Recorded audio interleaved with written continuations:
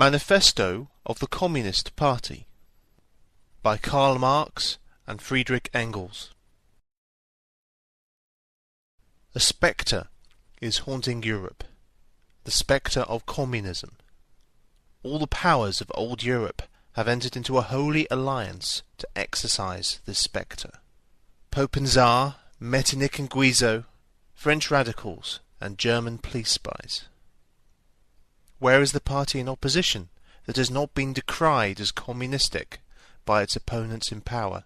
Where is the opposition that has not hurled back the branding reproach of communism against the more advanced opposition parties, as well as against its reactionary adversaries? Two things result from this fact. First, communism is already acknowledged by all European powers to be itself a power. Second, it is high time that communists should openly, in the face of the whole world, publish their views, their aims, their tendencies, and meet this nursery tale of the spectre of communism with a manifesto of the party itself. To this end, communists of various nationalities have assembled in London and sketched the following manifesto, to be published in the English, French, German, Italian, Flemish, and Danish languages. Section 1. Bourgeois and Proletarians. The history of all hitherto existing societies is the history of class struggles. Freeman and slave, patrician and plebeian, lord and serf, guildmaster and journeyman. In a word, oppressor and oppressed, stood in constant opposition to one another, carried on an uninterrupted, now hidden, now open fight, a fight that each time ended either in the revolutionary reconstitution of society at large, or in the common ruin of the contending classes. In the earlier epochs of history, we find almost everywhere a complicated arrangement of society into various orders, a manifold gradation of social rank. In ancient Rome, we have patricians, knights, plebeians, slaves. In the Middle Ages, feudal lords, vassals, guildmasters, journeymen, apprentices, serfs. In almost all of these classes, again, subordinate gradations. The modern bourgeois society that has sprouted from the ruins of feudal society has not done away with class antagonisms. It has but established new classes, new conditions of oppression, new forms of struggle in place of the old ones. Our epoch, the epoch of the bourgeoisie, possesses, however, this distinctive feature. It has simplified the class antagonisms. Society, as a whole, is more and more splitting up into two great hostile camps, into two great classes directly facing each other, bourgeoisie and proletariat. From the serfs of the Middle Ages sprang the chartered burghers of the earliest towns. From these burgesses, the first elements of the bourgeoisie were developed.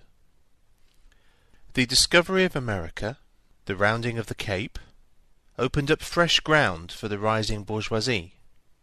The East Indian and Chinese markets, the colonization of America, trade with the colonies, the increase in the means of exchange, and in commodities generally, gave to commerce, to navigation, to industry, an impulse never before known, and, thereby, to the revolutionary element in the tottering feudal society, a rapid development.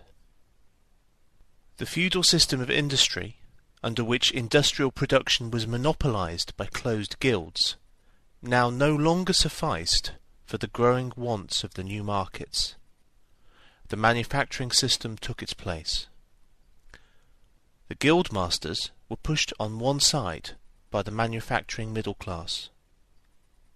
Division of labour between the different corporate guilds vanished in the face of division of labour in each single workshop. Meantime, the markets kept ever growing, the demand ever rising. Even manufacture no longer sufficed. Thereupon, steam and machinery revolutionized industrial production. The place of manufacture was taken by the giant modern industry. The place of the industrial middle class by industrial millionaires, the leaders of the whole industrial armies, the modern bourgeois. Modern industry has established the world market, for which the discovery of America paved the way. This market has given an immense development to commerce, to navigation, to communication by land. This development has, in its time, reacted on the extension of industry, and in proportion as industry, commerce, navigation, railways extended, in the same proportion the bourgeoisie developed, increased its capital, and pushed into the background every class handed down from the Middle Ages. We see, therefore, how the modern bourgeois is itself the product of a long course of development, of a series of revolutions in the modes of production and of exchange. Each step in the development of the bourgeoisie was accompanied by a corresponding political advance of that class. An oppressed class under the sway of the feudal nobility, an armed and self-governing association in the medieval commune, here independent urban republic, as in Italy and Germany, there taxable third estate of the monarchy, as in France. Afterwards, in the period of manufacture proper, serving either the semi-feudal or the absolute monarchy as a counterpoise against the nobility, and, in fact, cornerstone of the great monarchies in general. The bourgeoisie has, at last, since the establishment of modern industry and of the world market, conquered for itself, in the modern representative state, exclusive political sway. The executive of the modern state is but a committee for managing the common affairs of the whole bourgeoisie. The bourgeoisie historically has played a most revolutionary part. The bourgeoisie, wherever it has got the upper hand, has put an end to all feudal, patriarchal, idyllic relations. It has pitilessly torn asunder the motley feudal ties that bound men to his natural superiors, and has left remaining no other nexus between man and man than naked self-interest, than callous cash payment. It has drowned the most heavenly ecstasies of religious fervour, of chivalrous enthusiasm, of Philistine sentimentalism, in the icy waters of egotistical calculation. It has resolved personal worth into exchange value, and, in place of the numberless and feasible chartered freedoms, has set up that single, unconscionable freedom, free trade. In one word, for exploitation, veiled by religious and political illusions, naked, shameless, direct, brutal exploitation. The bourgeoisie has stripped of its halo every occupation hitherto honoured and looked up to with reverent awe. It has converted the physician, the lawyer, the priest, the poet, the man of science, into its page-wage labourers. The bourgeoisie has torn away from the family its sentimental veil, and has reduced the family relation to a mere money relation. The bourgeoisie has disclosed how it came to pass that the brutal display of vigour in the Middle Ages, which reactionists so much admire, found its fitting complement in the most slothful indolence. It has been the first to show what man's activity can bring about. It has accomplished wonders far surpassing Egyptian pyramids, Roman aqueducts, and Gothic cathedrals. It has conducted expeditions that put in the shade all former exoduses of nations and crusades. The bourgeoisie cannot exist without constantly revolutionizing the instruments of production, and, thereby, the relations of production, and with them the whole relations of society. Conservation of the old modes of production in unaltered form was, on the contrary, the first condition of existence for all earlier industrial classes.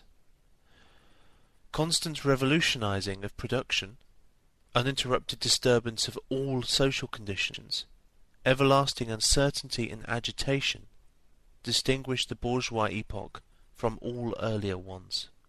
All fixed, fast-frozen relations, with their train of ancient and venerable prejudices and opinions, are swept away. All new-formed ones become antiquated before they can ossify. All that is solid melts into air, all that is holy is profaned, and man is at last compelled to face with sober senses his real conditions of life, and his relations with his kind. The need of a constantly expanding market for its products chases the bourgeoisie over the whole surface of the globe. It must nestle everywhere, settle everywhere, establish connections everywhere. The bourgeoisie has, through its exploitation of the world market, given a cosmopolitan character to production and consumption in every country. To the great chagrin of reactionists, it has drawn from under the feet of industry the national ground on which it stood. All old established national industries have been destroyed, or are daily being destroyed.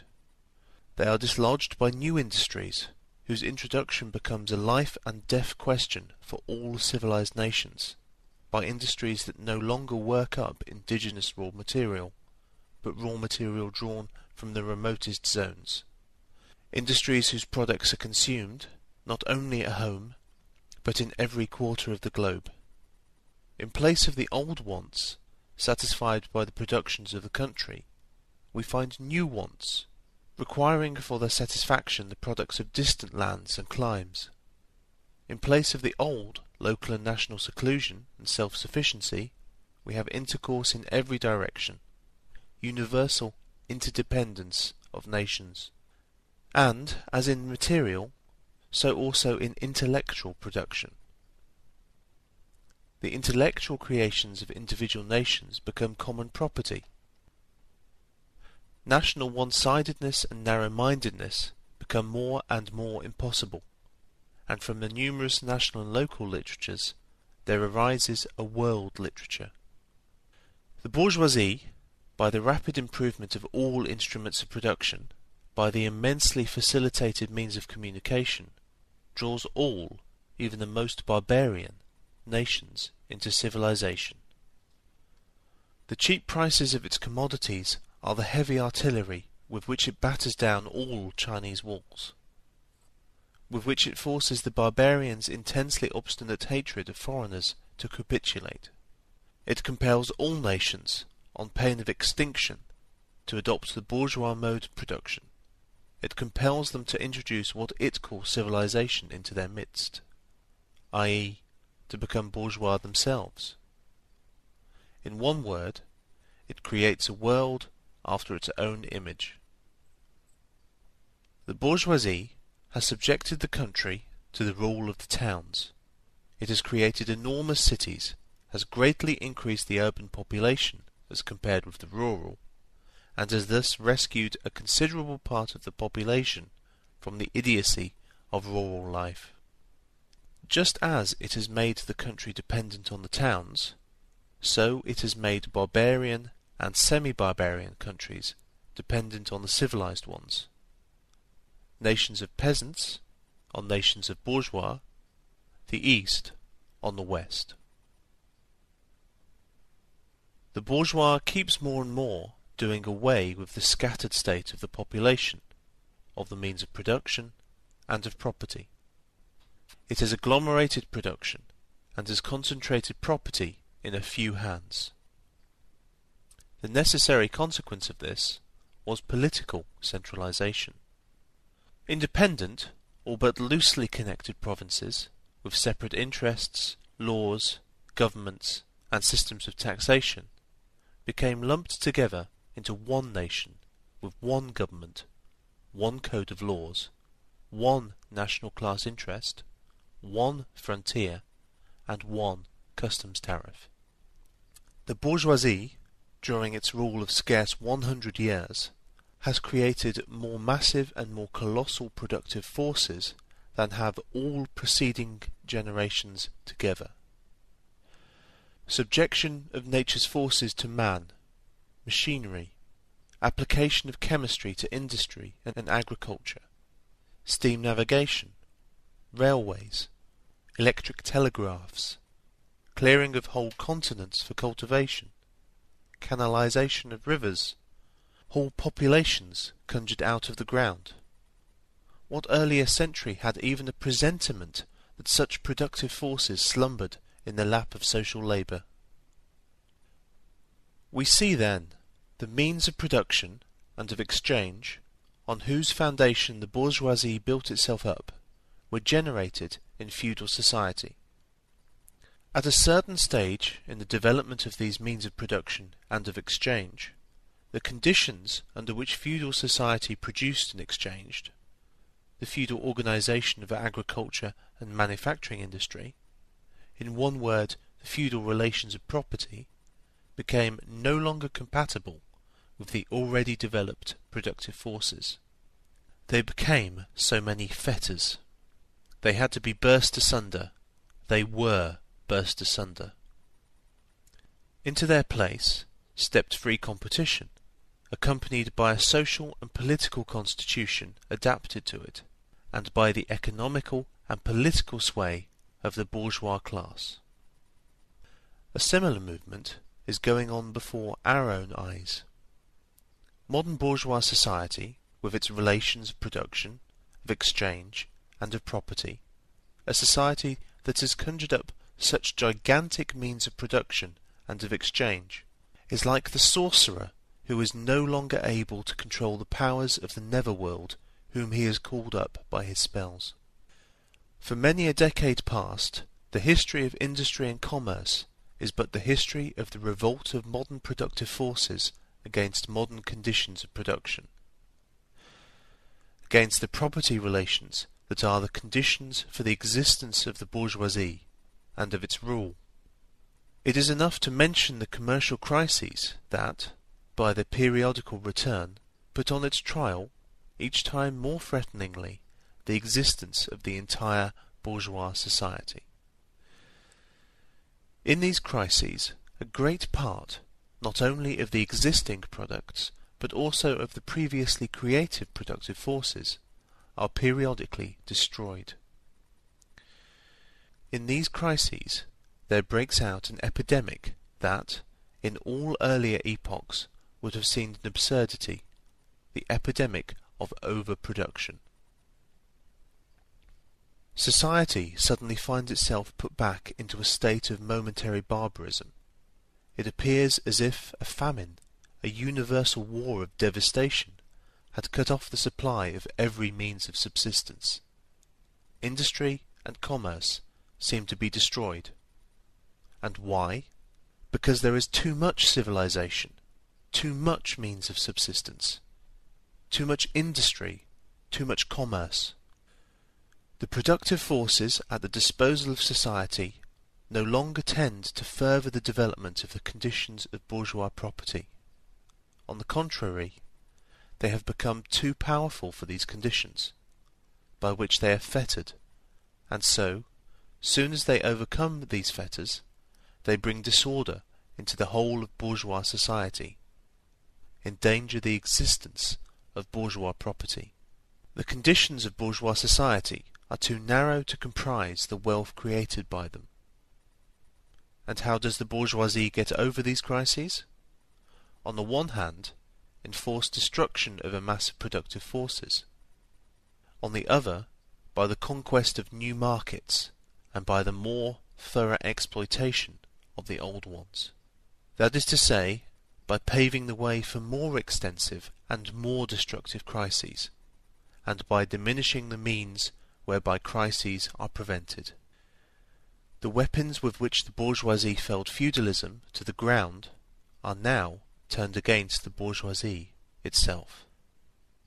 But not only has the bourgeoisie forged the weapons that bring death to itself, it has also called into existence the men who are to wield these weapons, the modern working class, the proletarians. In proportion as the bourgeoisie, i.e., capital, is developed, in the same proportion is the proletariat, the modern working class, developed, a class of labourers who live only so long as they find work, and who find work only so long as their labour increases capital. These labourers, who must sell themselves piecemeal, are a commodity like every other article of commerce, and are consequently exposed to all the vicissitudes of competition, to all the fluctuations of the market.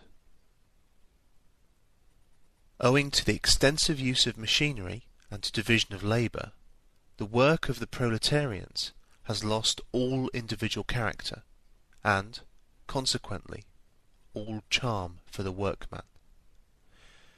He becomes an appendage of the machine, and it is only the most simple, most monotonous, and most easily acquired knack that is required of him. Hence, the cost of production of a workman is restricted almost entirely to the means of subsistence that he requires for his maintenance, and for the propagation of his race. But the price of a commodity, and therefore also of labour, is equal to the cost of production. In proportion, therefore, as the repulsiveness of the work increases, the wage decreases. Nay, more, in proportion as the use of machinery and division of labour increases, in the same proportion the burden of toil also increases, whether by prolongation of the working hours, by increase of the work exacted in a given time, or by increased speed of the machinery, etc. Modern industry has converted the little workshop of the patriarchal master into the great factory of the industrial capitalist. Masses of labourers, crowded into the factory, are organised like soldiers. As privates of the industrial army, they are placed under the command of a perfect hierarchy of officers and sergeants. Not only are they slaves of the bourgeois class and of the bourgeois state, they are daily and hourly enslaved by the machine, by the overlooker, and, above all, by the individual bourgeois manufacturer himself. The more openly this despotism proclaims gain to be its end and aim, the more petty, the more hateful, and the more embittering it is. The less the skill and exertion of strength implied in manual labour, in other words, the more modern industry becomes developed, the more is the labour of men superseded by that of women. Differences of age and sex have no longer any distinctive social validity for the working class. All are instruments of labour, more or less expensive to use, according to their age and sex. No sooner is the exploitation of the labourer by the manufacturer so far at an end that he receives his wages in cash, than he is set upon by other portions of the bourgeoisie, the landlord, the shopkeeper, the pawnbroker, etc.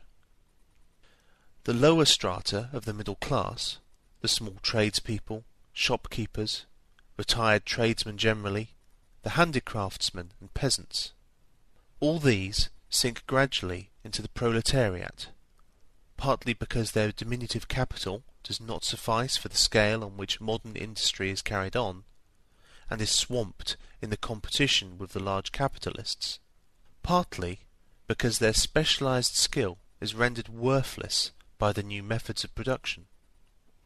Thus, the proletariat is recruited from all classes of the population. The proletariat goes through various stages of development. With its birth begins its struggle with the bourgeoisie. At first, the contest is carried on by individual labourers, then by the workpeople of a factory, then by the operatives of one trade in one locality against the individual bourgeois who directly exploits them. They direct their attacks not against the bourgeois conditions of production, but against the instruments of production themselves. They destroy imported wares that compete with their labour. They smash to pieces machinery. They set factories ablaze. They seek to restore by force the vanished status of the workman of the Middle Ages. At this stage, the labourers still form an incoherent mass scattered over the whole country, and broken up by their mutual competition. If, anywhere, they unite to form more compact bodies, this is not yet the consequence of their own active union, but of the union of the bourgeoisie, which class, in order to attain its own political ends, is compelled to set the whole proletariat in motion, and is, moreover yet, for a time, able to do so. At this stage, therefore, the proletarians do not fight their enemies, but the enemies of their enemies, the remnants of absolute monarchy, the landowners, the non-industrial bourgeois, the petty bourgeoisie. Thus, the whole historical movement is concentrated in the hands of the bourgeoisie. Every victory so obtained is a victory for the bourgeoisie.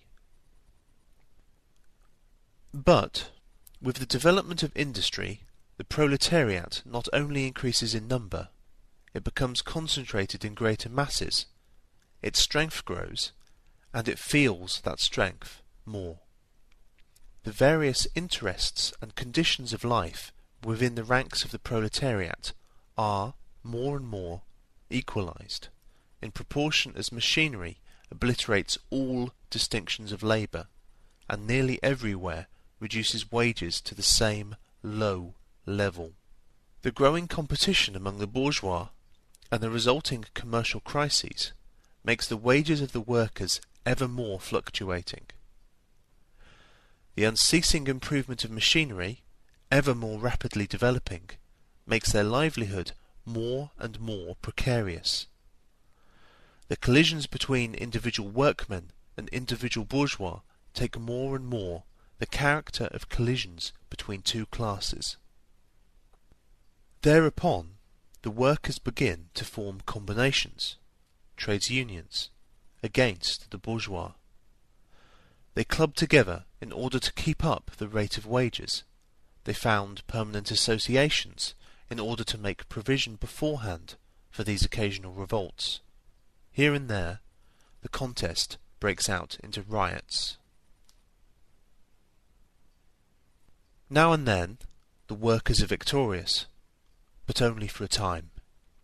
The real fruit of their battles lies, not in the immediate result, but in the ever-expanding union of the workers.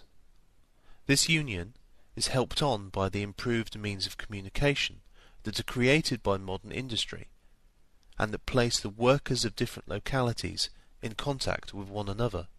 It was just this contact that was needed to centralize the numerous local struggles, all of the same character, into one national struggle between classes.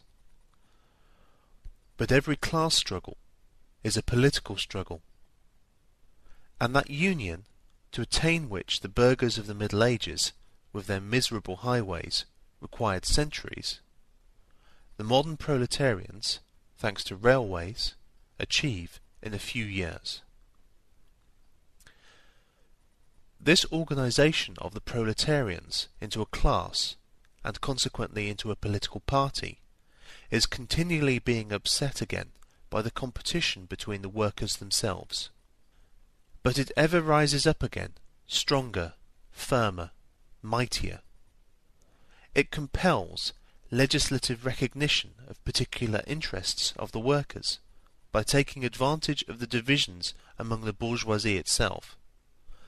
Thus, the 10 Hours Bill in England was carried. Altogether, collisions between the classes of the old society further, in many ways, the course of development of the proletariat. The bourgeoisie finds itself involved in a constant battle. At first with the aristocracy, later on with those portions of the bourgeoisie itself whose interests have become antagonistic to the progress of industry, at all times with the bourgeoisie of foreign countries. In all these battles, it sees itself compelled to appeal to the proletariat, to ask for its help, and, thus, to drag it into the political arena. The bourgeoisie itself, therefore, supplies the proletariat with its own instruments of political and general education. In other words, it furnishes the proletariat with weapons for fighting the bourgeoisie. Further, as we have already seen, entire sections of the ruling classes are, by the advance of industry, precipitated into the proletariat, or are at least threatened in their conditions of existence. These also supply the proletariat with fresh elements of enlightenment and progress. Finally, in times when the class struggle nears the decisive hour, the process of dissolution going on within the ruling class, in fact within the whole range of society, assumes such a violent glaring character that a small section of the ruling class cuts itself adrift and joins the revolutionary class, the class that holds the future in its hands. Just as, therefore, at an earlier period, a section of the nobility went over to the bourgeoisie, so now a portion of the bourgeoisie goes over to the proletariat. And, in particular, a portion of the bourgeois ideologists, who have raised themselves to the level of comprehending theoretically the historical movement as a whole. Of all the classes that stand face to face with the bourgeoisie today, the proletariat alone is a really revolutionary class. The other classes decay and finally disappear in the face of modern industry. The proletariat is its special and essential product. The lower middle class, the small manufacturer, the shopkeeper, the artisan, the peasant, all these fight against the bourgeoisie to save from extinction their existence as fractions of the middle class. They are therefore not revolutionary, but conservative. Nay more, they are reactionary, for they try to roll back the wheel of history. If by chance they are revolutionary, they are so only in view of their impending transfer into the proletariat. They thus defend not their present, but their future interests. They desert their own standpoint to place themselves at that of the proletariat. The dangerous class, the social scum, that passively rotting mass thrown off by the lowest layers of old society, may, here and there, be swept into the movement by a proletarian revolution. Its conditions of life, however, prepare it far more for the part of a bribed tool of reactionary intrigue. In the conditions of the proletariat, those of old society at large are already virtually swamped. The proletarian is without property. His relation to his wife and children has no longer anything in common with the bourgeois family relations. Modern industrial labour, modern subjection to capital, the same in England as in France, in America as in Germany, has stripped him of every trace of national character. Law, morality, religion are, to him, so many bourgeois prejudices, behind which lurk in ambush just as many bourgeois interests. All the preceding classes that got the upper hand sought to fortify their already acquired status by subjecting society at large to their conditions of appropriation.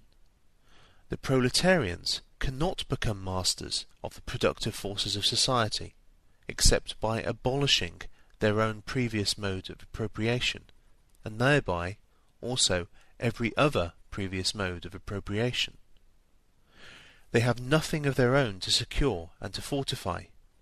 Their mission is to destroy all previous securities for and insurances of individual property. All previous historical movements were movements of minorities, or in the interests of minorities. The proletarian movement is the self-conscious, independent movement of the immense majority, in the interests of the immense majority.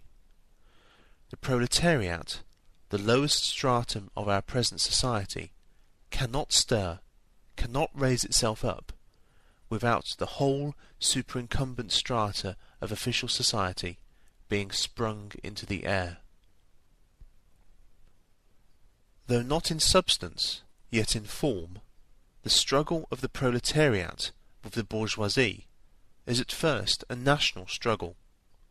The proletariat of each country must, of course, first of all settle matters with its own bourgeoisie. In depicting the most general phases of the development of the proletariat, we traced the more or less veiled civil war raging within existing society, up to the point where that war breaks out into open revolution, and where the violent overthrow of the bourgeoisie lays the foundation for the sway of the proletariat. Hitherto, every form of society has been based, as we have already seen, on the antagonism of oppressing and oppressed classes. But in order to oppress a class, certain conditions must be assured to it under which it can, at least, continue its slavish existence. The serf, in the period of serfdom, raised himself to membership in the commune, just as the petty bourgeois, under the yoke of feudal absolutism, managed to develop into a bourgeois. The modern labourer, on the contrary, instead of rising with the progress of industry, sinks deeper and deeper below the conditions of existence of his own class.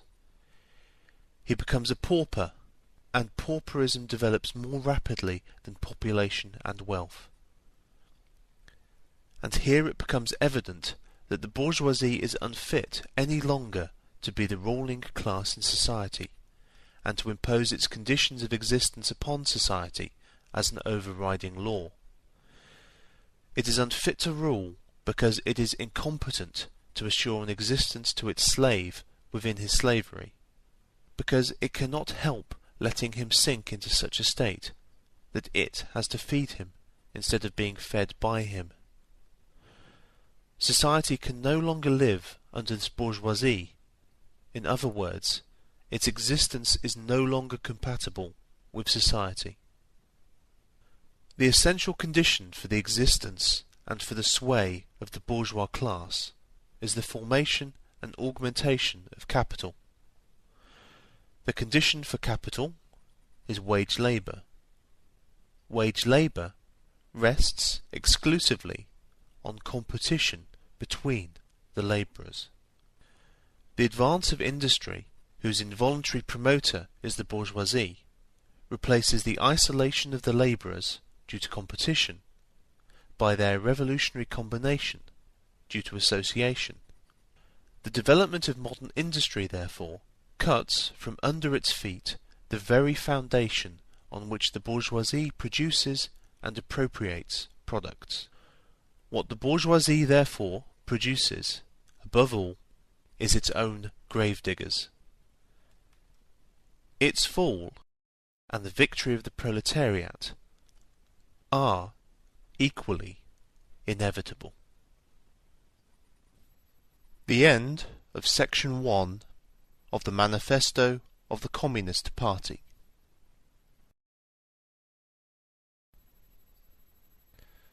The Manifesto of the Communist Party by Karl Marx and Friedrich Engels.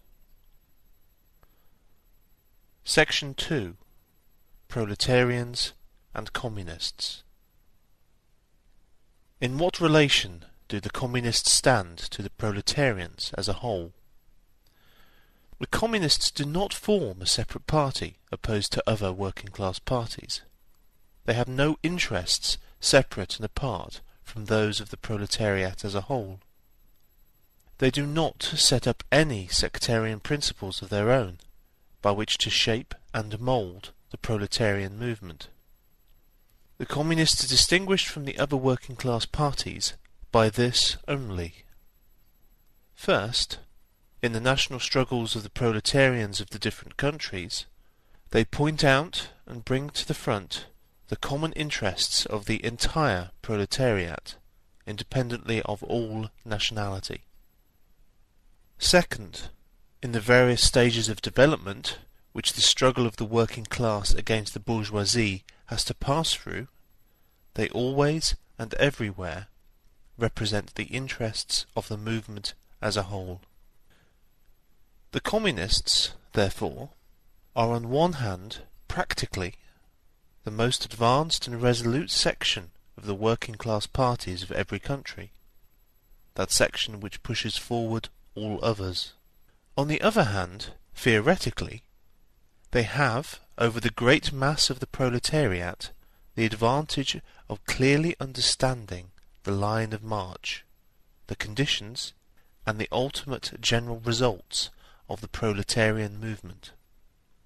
The immediate aim of the Communist is the same as that of all the other proletarian parties: formation of the proletariat into a class, overthrow of the bourgeois supremacy, conquest of political power by the proletariat. The theoretical conclusions of the Communists are in no way based on ideas or principles that have been invented or discovered by this or that would-be universal reformer. They merely express, in general terms, actual relations springing from an existing class struggle, from a historical movement going on under our very eyes. The abolition of existing property relations is not at all a distinctive feature of communism. All property relations in the past have continually been subject to historical change, consequent upon the change in historical conditions. The French Revolution, for example, abolished feudal property in favour of bourgeois property. The distinguishing feature of communism is not the abolition of property generally, but the abolition of bourgeois property. But modern bourgeois private property is the final and most complete expression of the system of producing and appropriating products that is based on class antagonisms, on the exploitation of the many by the few. In this sense, the theory of the Communists may be summed up in the single sentence: abolition of private property. We Communists have been reproached with the desire of abolishing the right of personally acquiring property as the fruit of a man's own labour, which property is alleged to be the groundwork of all personal freedom, activity, and independence. Hard-won, self-acquired, self-earned property. Do you mean the property of the petty artisan and of the small peasant, a form of property that preceded the bourgeois form? There is no need to abolish that. The development of industry has, to a great extent, already destroyed it, and is still destroying it daily. Or do you mean modern bourgeois private property? But does wage labour create any property for the labourer? Not a bit. It creates capital, i.e., that kind of property which exploits wage labour, and which cannot increase except upon condition of begetting a new supply of wage labour for fresh exploitation. Property, in its present form, is based on the antagonism of capital and wage labour. Let us examine both sides of this antagonism. To be a capitalist is to have not only a purely personal, but a social status in production. Capital is a collective product, and only by the united action of many members, nay, in the last resort, only by the united action of all the members of society, can it be set in motion. Capital is, therefore, not a personal, it is a social power. When, therefore, capital is converted into common property, into the property of all members of society, personal property is not thereby transformed into social property. It is only the social character of the property that is changed. It loses its class character. Let us now take wage labour. The average price of wage labour is the minimum wage, i.e., that quantum of the means of subsistence which is absolutely requisite in bare existence as a labourer. What, therefore, the wage labourer appropriates by means of his labour merely suffices to prolong and reproduce a bare existence. We by no means intend to abolish this personal appropriation of the products of labour, an appropriation that is made for the maintenance and reproduction of human life, and that leaves no surplus wherewith to command the labour of others. All that we want to do away with is the miserable character of this appropriation, under which the labourer lives merely to increase capital, and is allowed to live only in so far as the interest of the ruling class requires it. In bourgeois society, living labour is but a means to increase accumulated labour. In communist society, accumulated labour is but a means to widen, to enrich, to promote the existence of the labourer. In bourgeois society, therefore, the past dominates the present. In communist society, the present dominates the past. In bourgeois society, capital is independent and has individuality, while the living person is dependent and has no individuality. And the abolition of this state of things is called, by the bourgeois, abolition of individuality and freedom, and rightly so. The abolition of bourgeois individuality, bourgeois independence, and bourgeois freedom is undoubtedly aimed at. By freedom is meant, under the present bourgeois conditions of production, free trade, free selling and buying. But if selling and buying disappears, free selling and buying disappears also. This talk about free selling and buying, and all the other brave words of our bourgeoisie about freedom in general, have a meaning, if any, only in contrast with restricted selling and buying, with the fettered traders of the Middle Ages, but have no meaning when compared to the communistic abolition of buying and selling, of the bourgeois conditions of production, and of the bourgeoisie itself. You are horrified at our intending to do away with private property, but in your existing society, private property is already done away with for 9/10 of the population. Its existence for the few is solely due to its non-existence in the hands of those 9/10. You reproach us, therefore, with intending to do away with a form of property, the necessary condition for whose existence is the non-existence of any property for the immense majority of society. In one word, you reproach us with intending to do away with your property. Precisely so. That is just what we intend.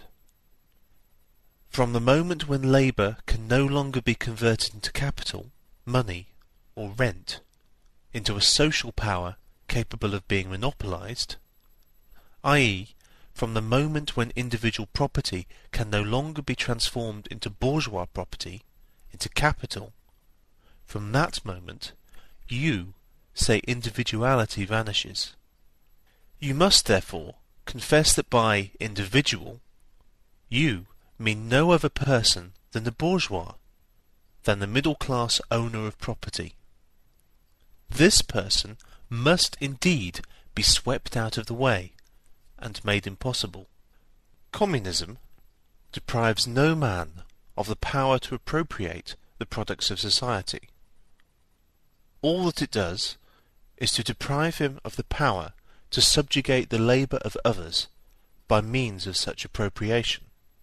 It has been objected that upon the abolition of private property, all work will cease and universal laziness will overtake us. According to this, bourgeois society ought long ago to have gone to the dogs through sheer idleness, for those of its members who work acquire nothing, and those who acquire anything do not work. The whole of this objection is but another expression of the tautology that there can no longer be any wage labour when there is no longer any capital. All objections urged against the communistic mode of producing and appropriating material products have, in the same way, been urged against the communistic modes of producing and appropriating intellectual products. Just as to the bourgeois the disappearance of class property is the disappearance of production itself, so the disappearance of class culture is to him identical with the disappearance of all culture. That culture, the loss of which he laments, is, for the enormous majority, a mere training to act as a machine. But don't wrangle with us so long as you apply to our intended abolition of bourgeois property the standard of your bourgeois notions of freedom, culture, law, etc.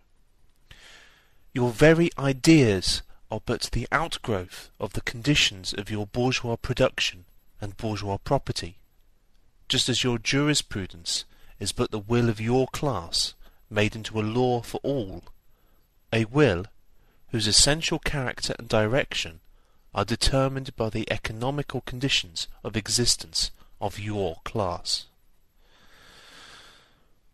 The selfish misconception that induces you to transform into eternal laws of nature and of reason the social forms springing from your present mode of production and form of property, historical relations that rise and disappear in the progress of production. This misconception you share with every ruling class that has preceded you. What you see clearly in the case of ancient property, what you admit in the case of feudal property, you are of course forbidden to admit in the case of your own bourgeois form of property. Abolition of the family. Even the most radical flare up at this infamous proposal of the communists. On what foundation is the present family, the bourgeois family, based? On capital, on private gain. In its completely developed form, this family exists only among the bourgeoisie. But this state of things finds its complement in the practical absence of the family among the proletarians, and in public prostitution. The bourgeois family will vanish as a matter of course when its complement vanishes, and both will vanish with the vanishing of capital. Do you charge us with wanting to stop the exploitation of children by their parents? To this crime we plead guilty. But, you will say, we destroy the most hallowed of relations when we replace home education by social. And your education, is not that also social, and determined by the social conditions under which you educate, by the intervention, direct or indirect, of society, by means of schools, etc.? The communists have not invented the intervention of society in education. They do but seek to alter the character of that intervention, and to rescue education from the influence of the ruling class.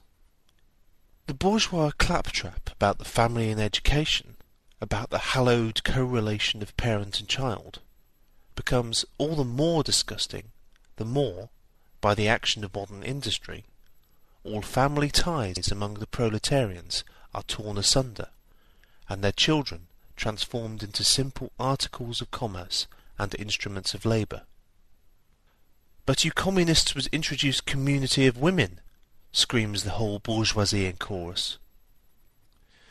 The bourgeois, sees in his wife a mere instrument of production. He hears that the instruments of production are to be exploited in common, and, naturally, can come to no other conclusion than that the lot of being common to all will likewise fall to the women. He has not even a suspicion that the real point is to do away with the status of women as mere instruments of production. For the rest, nothing is more ridiculous than the virtuous indignation of our bourgeois at the community of women, which, they pretend, is to be openly and officially established by the communists. The communists have no need to introduce community of women. It has existed almost from time immemorial. Our bourgeois, not content with having the wives and daughters of their proletarians at their disposal, not to speak of common prostitutes, take the greatest pleasure in seducing each other's wives. Bourgeois marriage is, in reality, a system of wives in common, and thus, at the most, what the communists might possibly be reproached with is that they desire to introduce, in substitution for a hypocritically concealed and openly legalized community of women. For the rest, it is self-evident that the abolition of the present system of production must bring with it the abolition of the community of women springing from that system, i.e., of prostitution, both public and private. The communists are further reproached with desiring to abolish countries and nationality. The working men have no country. We cannot take from them what they have not got. Since the proletariat must first of all acquire political supremacy, must rise to be the leading class of the nation, must constitute itself the nation, it is, so far, itself national, though not in the bourgeois sense of the word. National differences and antagonisms between people are daily more and more vanishing, owing to the development of the bourgeoisie, to freedom of commerce, to the world market, to uniformity in the mode of production, and in the conditions of life corresponding thereto. The supremacy of the proletariat will cause them to vanish still faster. The united action of the leading civilized countries, at least, is one of the first conditions for the emancipation of the proletariat. In proportion as the exploitation of one individual by another is put an end to, the exploitation of one nation by another will also be put an end to. In proportion as the antagonism between classes within the nation vanishes, the hostility of one nation to another will come to an end. The charges against communism, made from a religious, a philosophical, and, generally, from an ideological standpoint, are not deserving of serious examination. Does it require deep intuition to comprehend that man's ideas, views, and conceptions, in one word man's consciousness, changes with every change in the conditions of his material existence, in his social relations, and in his social life? What else does the history of ideas prove than that intellectual production changes its character and proportion as material production is changed? The ruling ideas of each age have ever been the ideas of its ruling class.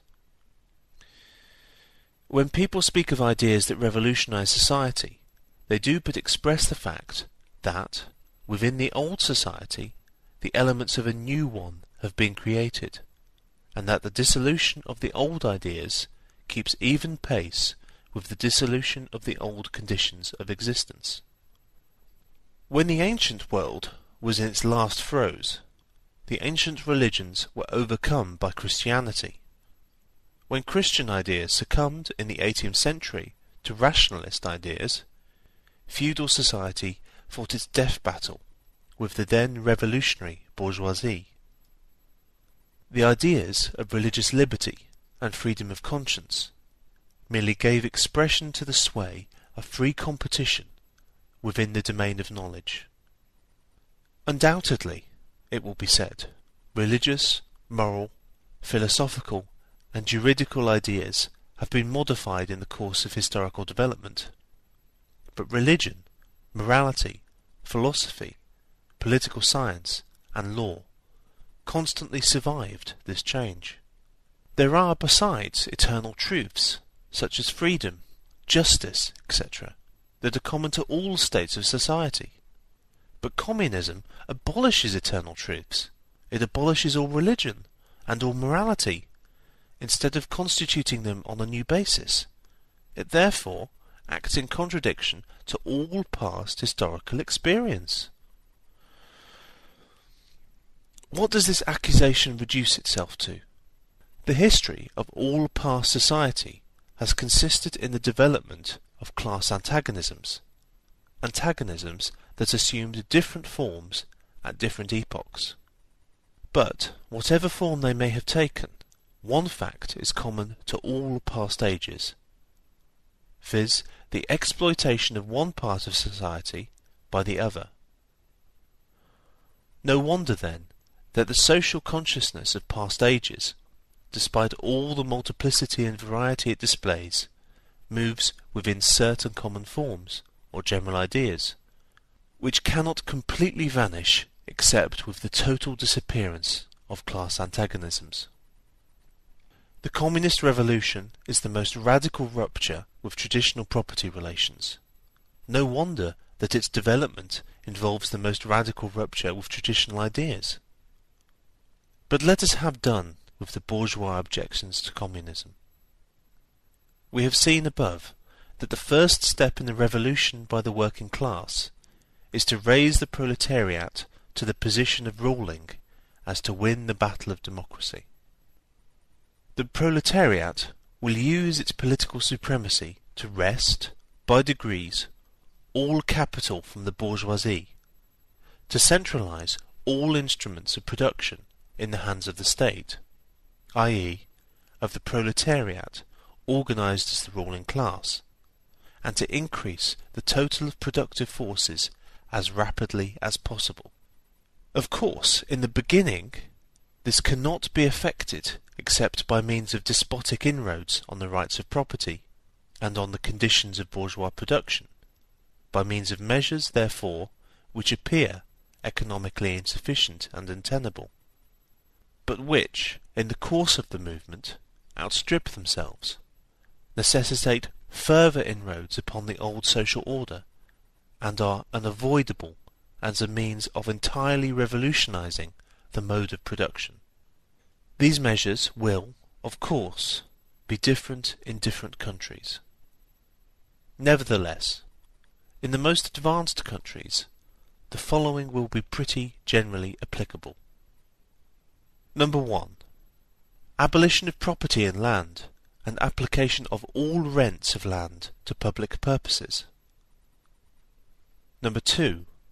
A heavy progressive or gradated income tax. Number 3. Abolition of all right of inheritance. Number 4. Confiscation of the property of all emigrants and rebels. Number 5. Centralization of credit in the hands of the state by means of a national bank with state capital and an exclusive monopoly. Number 6. Centralization of the means of communication and transport in the hands of the state. Number 7. Extension of factories and instruments of production owned by the state. The bringing into cultivation of wastelands and the improvement of the soil generally, in accordance with a common plan. Number 8. Equal liability of all to labour. Establishment of industrial armies, especially for agriculture. Number 9. Combination of agriculture with manufacturing industries. Gradual abolition of the distinction between town and country by a more equitable distribution of the population over the country. Number 10. Free education for all children in public schools, abolition of children's factory labour in its present form, combination of education with industrial production, etc., etc. When, in the course of development, class distinctions have disappeared, and all production has been concentrated in the hands of a vast association of the whole nation, the public power will lose its political character. Political power, properly so called, is merely the organised power of one class for oppressing another. If the proletariat, during its contest with the bourgeoisie, is compelled by the force of circumstances to organise itself as a class, if, by means of a revolution, it makes itself the ruling class, and, as such, sweeps away by force the old conditions of production, then it will, along with these conditions, have swept away the conditions for the existence of class antagonisms and of classes generally, and will thereby have abolished its own supremacy as a class. In place of the old bourgeois society, with its classes and class antagonisms, we shall have an association in which the free development of each is the condition for the free development of all. The end of Section 2 of the Communist Manifesto. The Manifesto of the Communist Party by Karl Marx and Friedrich Engels. Section 3. Socialist and Communist Literature. 1. Reactionary Socialism. A. Feudal Socialism. Owing to their historical position, it became the vocation of the aristocracies of France and England to write pamphlets against modern bourgeois society. In the French Revolution of July 1830, and in the English reform agitation, these aristocracies again succumbed to the hateful upstart. Thenceforth, a serious political contest was altogether out of the question. A literary battle alone remained possible. But, even in the domain of literature, the old cries of the Restoration period had become impossible. In order to arouse sympathy, the aristocracy were obliged to lose sight, apparently, of their own interests, and to formulate their indictment against the bourgeoisie in the interest of the exploited working class alone. Thus the aristocracy took their revenge by singing lampoons on their new master, and whispering in his ears sinister prophecies of coming catastrophe. In this way arose feudal socialism, half lamentation, half lampoon, half echo of the past, half menace of the future. At times, by its bitter, witty and incisive criticism, striking the bourgeoisie to the very heart's core, but always ludicrous in its effect, through total incapacity to comprehend the march of modern history. The aristocracy, in order to rally the people to them, waved the proletarian alms bag in front for a banner. But the people, so often as it joined them, saw on their hind quarters the old feudal coats of arms, and deserted with loud and irreverent laughter. One section of the French Legitimists and Young England exhibited this spectacle. In pointing out that their mode of exploitation was different to that of the bourgeoisie, the feudalists forget that they exploited under circumstances and conditions that were quite different, and that are now antiquated. In showing that, under their rule, the modern proletariat never existed, they forget that the modern bourgeoisie is the necessary offspring of their own form of society. For the rest, so little do they conceal the reactionary character of their criticism, that the chief accusation against the bourgeoisie amounts to this, that under the bourgeois regime, a class is being developed which is destined to cut up root and branch the old order of society. What they upbraid the bourgeoisie with is not so much that it creates a proletariat, as that it creates a revolutionary proletariat. In political practice, therefore, they join in all coercive measures against the working class. And in ordinary life, despite their highfalutin phrases, they stoop to pick up the golden apples dropped from the tree of industry, and to barter truth, love, and honour for traffic and wool, beetroot sugar, and potato spirits. As the parson has ever gone hand in hand with the landlord, so has clerical socialism with feudal socialism. Nothing is easier than to give Christian asceticism a socialist tinge. Has not Christianity declaimed against private property, against marriage, against the state? Has it not preached in the place of these charity and poverty, celibacy and mortification of the flesh, monastic life and mother church? Christian socialism is but the holy water with which the priest consecrates the heart-burnings of the aristocrat. B. Petty bourgeois socialism. The feudal aristocracy was not the only class that was ruined by the bourgeoisie, not the only class whose conditions of existence pined and perished in the atmosphere of modern bourgeois society. The medieval burgesses and the small peasant proprietors were the precursors of the modern bourgeoisie.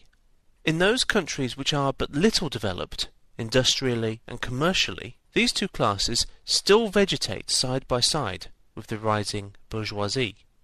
In countries where modern civilization has become fully developed, a new class of petty bourgeois has been formed, fluctuating between proletariat and bourgeoisie, and ever renewing itself as a supplementary part of bourgeois society. The individual members of this class, however, are being constantly hurled down into the proletariat by the action of competition, and, as modern industry develops, they even see the moment approaching when they will completely disappear as an independent section of modern society, to be replaced in manufactures, agriculture, and commerce by overlookers, bailiffs, and shopmen. In countries like France, where the peasants constitute far more than half of the population, it was natural that writers who sided with the proletariat against the bourgeoisie should use, in their criticism of the bourgeois regime, the standard of the peasant and petty bourgeois, and from the standpoint of these intermediate classes, should take up the cudgels for the working class. Thus arose petty bourgeois socialism. Sismondi was the head of this school, not only in France, but also in England. This school of socialism dissected with great acuteness the contradictions in the conditions of modern production. It laid bare the hypocritical apologies of economists. It proved, incontrovertibly, the disastrous effects of machinery and division of labour, the concentration of capital and land in a few hands, overproduction and crises. It pointed out the inevitable ruin of the petty bourgeois and peasant, the misery of the proletariat, the anarchy in production, the crying inequalities in the distribution of wealth, the industrial war of extermination between nations, the dissolution of old moral bonds, of the old family relations, of the old nationalities. In its positive aims, however, this form of socialism aspires either to restoring the old means of production and of exchange, and with them the old property relations and the old society, or to cramping the modern means of production and of exchange within the framework of the old property relations that have been, and were bound to be, exploded by those means. In either case, it is both reactionary and utopian. Its last words are corporate guilds for manufacture, patriarchal relations in agriculture. Ultimately, when stubborn historical facts had dispersed all intoxicating effects of self-deception, this form of socialism ended in a miserable fit of the blues. C. German, or true, socialism. The socialist and communist literature of France, a literature that originated under the pressure of a bourgeoisie in power, and that was the expression of a struggle against this power, was introduced into Germany at a time when the bourgeoisie in that country had just begun its contest with feudal absolutism.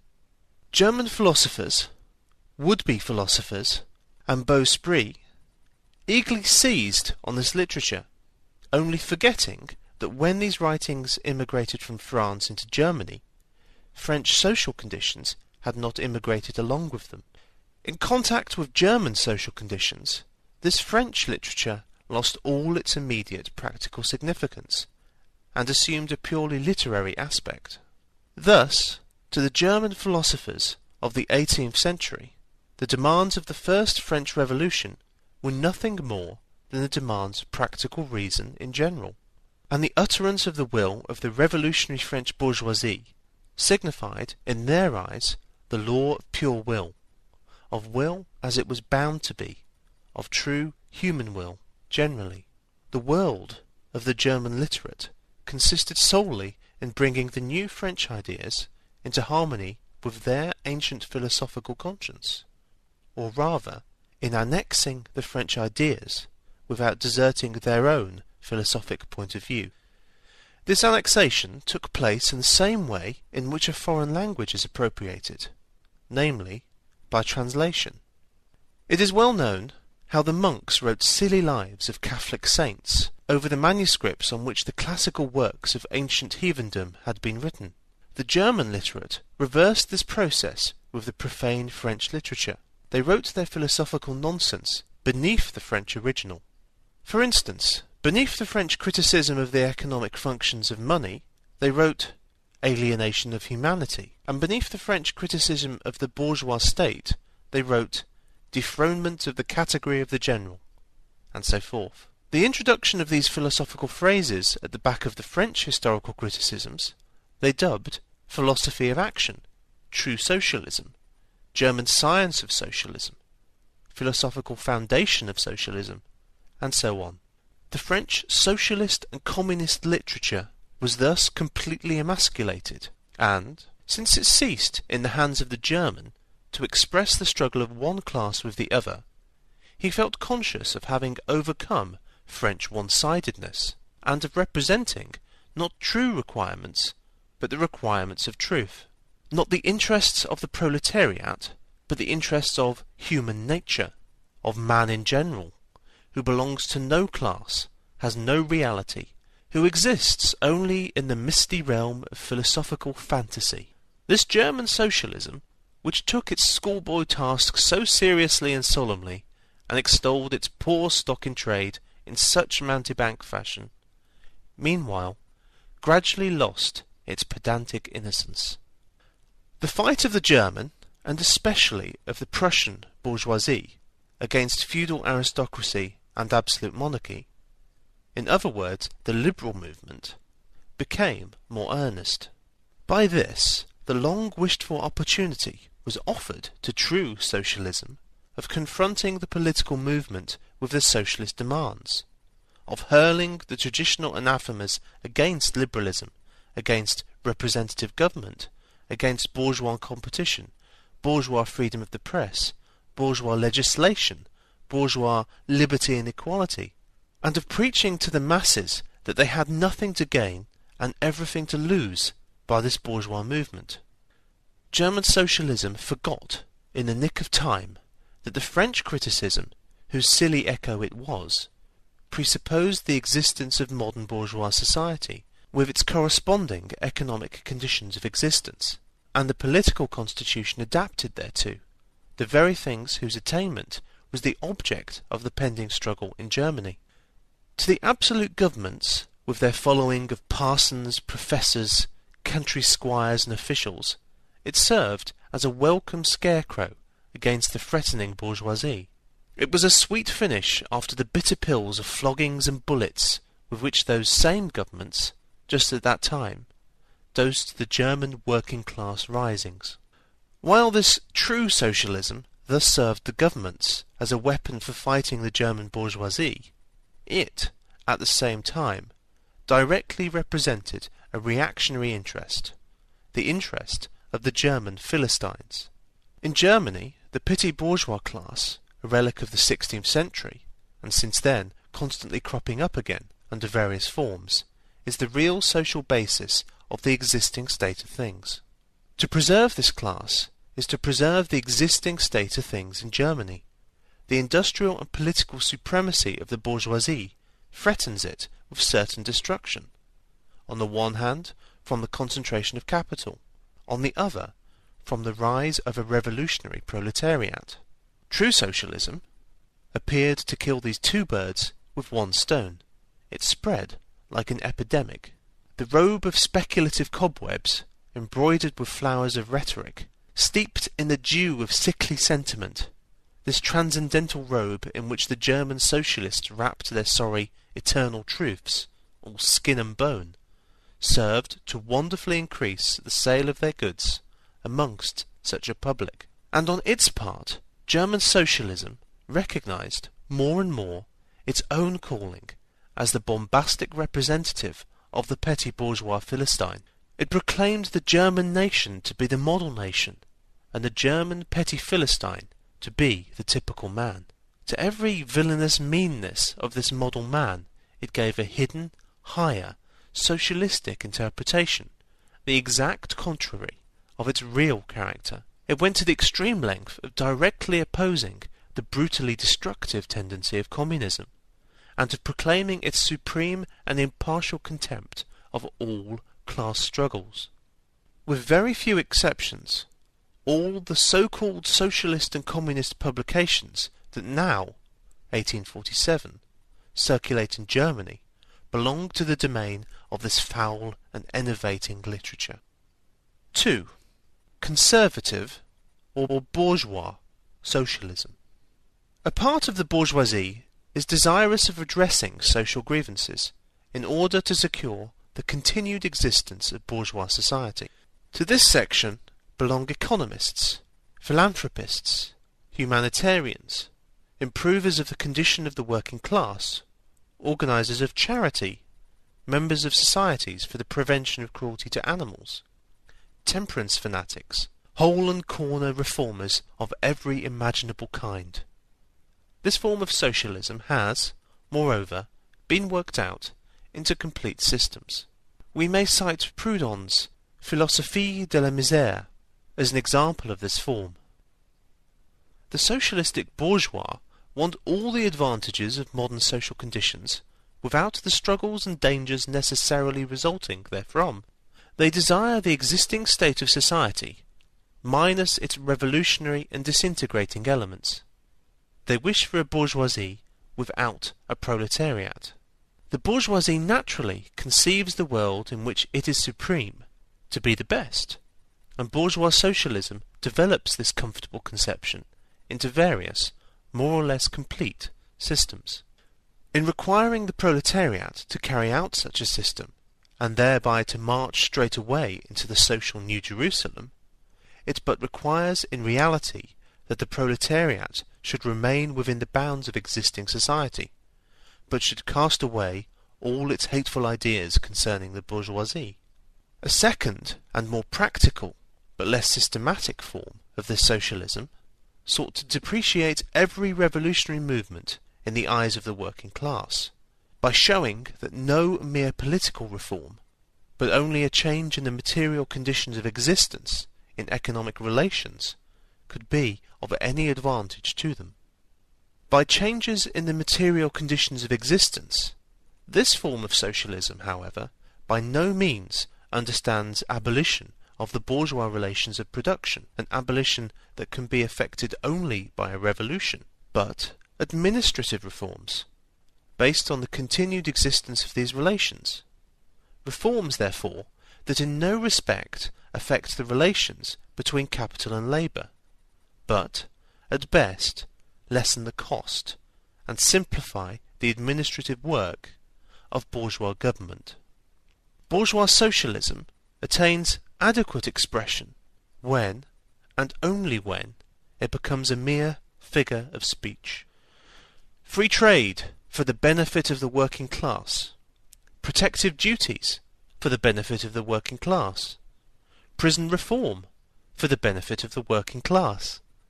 This is the last word and the only seriously meant word of bourgeois socialism. It is summed up in the phrase, "The bourgeois is a bourgeois, for the benefit of the working class. 3. Critical utopian, socialism and communism.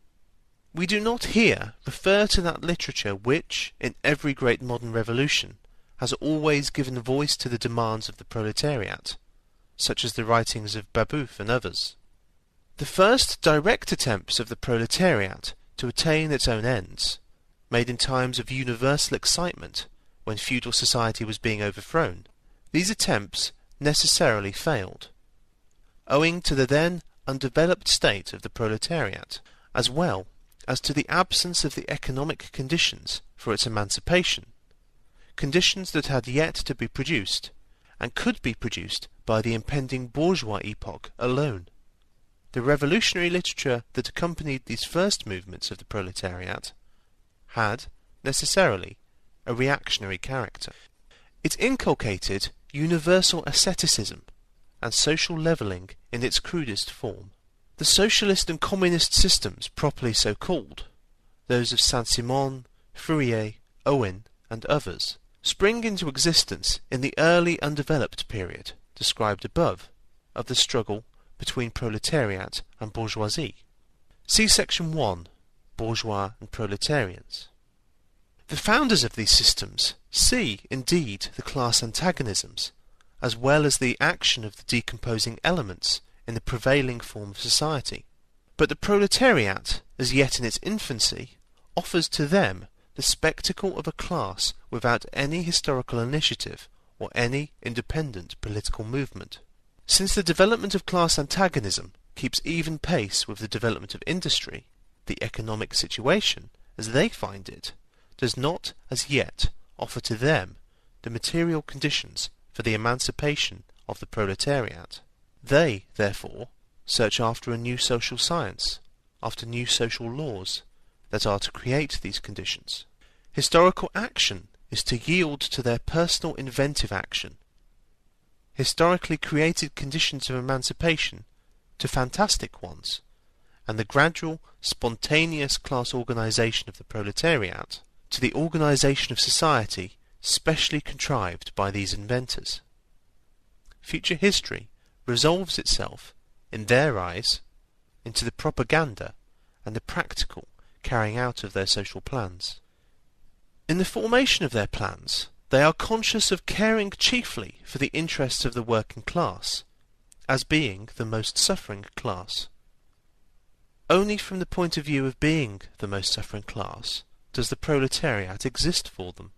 The undeveloped state of the class struggle, as well as their own surroundings, causes socialists of this kind to consider themselves far superior to all class antagonisms. They want to improve the condition of every member of society, even that of the most favoured. Hence, they habitually appeal to society at large, without distinction of class, nay, by preference, to the ruling class. For how can people, when once they understand their system, fail to see in it the best possible plan of the best possible state of society? Hence, they reject all political, and especially all revolutionary, action. They wish to attain their ends by peaceful means, and endeavour by small experiments, necessarily doomed to failure, and by the force of example, to pave the way for the new social gospel. Such fantastic pictures of future society, painted at a time when the proletariat is still in a very undeveloped state, and has but a fantastic conception of its own position, correspond with the first instinctive yearnings of that class for a general reconstruction of society. But these socialist and communist publications contain also a critical element. They attack every principle of existing society. Hence, they are full of the most valuable materials for the enlightenment of the working class. The practical measures proposed in them, such as the abolition of the distinction between town and country, of the family, of the carrying on of industries for the account of private individuals, and of the wage system, the proclamation of social harmony, the conversion of the functions of the state into a mere superintendence of production. All these proposals point solely to the disappearance of class antagonisms, which were, at the time, only just cropping up, and which, in these publications, are recognized in their earliest, indistinct, and undefined forms only. These proposals, therefore, are of a purely utopian character. The significance of critical utopian socialism and communism bears an inverse relation to historical development. In proportion as the modern class struggle develops and takes definite shape, this fantastic standing apart from the contest, these fantastic attacks on it, lose all practical value and all theoretical justification. Therefore, although the originators of these systems were, in many respects, revolutionary, their disciples have, in every case, formed mere reactionary sects. They hold fast by the original views of their masters in opposition to the progressive historical development of the proletariat. They, therefore, endeavour, and that consistently, to deaden the class struggle and to reconcile the class antagonisms. They still dream of experimental realization of their social utopias, of founding isolated phalansteres, of establishing home colonies, of setting up a Little Icaria, duodecimo editions of the New Jerusalem. And to realize all these castles in the air, they are compelled to appeal to the feelings and purses of the bourgeois. By degrees, they sink into the category of the reactionary conservative socialists depicted above, differing from these only by a more systematic pedantry, and by their fanatical and superstitious belief in the miraculous effects of their social science. They, therefore, violently oppose all political action on the part of the working class. Such action, according to them, can only result from blind unbelief in the new gospel. The Owenites in England and the Fourierists in France, respectively, oppose the Chartists and the Reformists. Section 4. Position of the Communists in relation to the various existing opposition parties. Section 2 has made clear the relations of the Communists to the existing working class parties, such as the Chartists in England and the agrarian reformers in America. The Communists fight for the attainment of the immediate aims, for the enforcement of the momentary interests of the working class, but in the movement of the present they also represent and take care of the future of that movement. In France, the Communists ally themselves with the Social Democrats against the conservative and radical bourgeoisie, reserving, however, the right to take up a critical position in regard to phrases and illusions traditionally handed down from the Great Revolution. In Switzerland, they support the radicals, without losing sight of the fact that this party consists of antagonistic elements, partly of democratic socialists in the French sense, partly of radical bourgeois. In Poland, they support the party that insists on an agrarian revolution as the prime condition for national emancipation, that party which fomented the insurrection of Krakow in 1846. In Germany, they fight with the bourgeoisie whenever it acts in a revolutionary way against the absolute monarchy, the feudal squirearchy, and the petty bourgeoisie.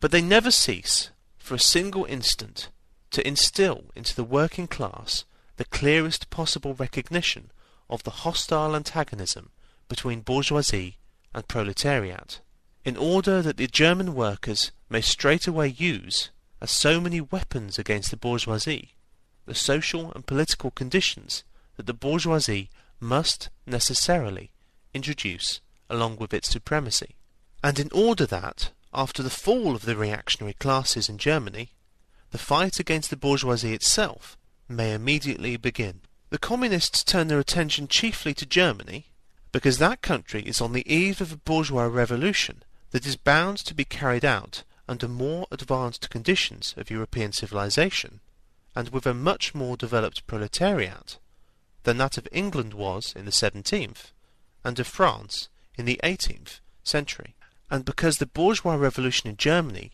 will be but the prelude to an immediately following proletarian revolution. In short, The communists everywhere support every revolutionary movement against the existing social and political order of things. In all these movements, they bring to the front, as the leading question in each, the property question, no matter what its degree of development at the time. Finally, they labour everywhere for the union and agreement of the democratic parties of all countries. The communists disdain to conceal their views and aims.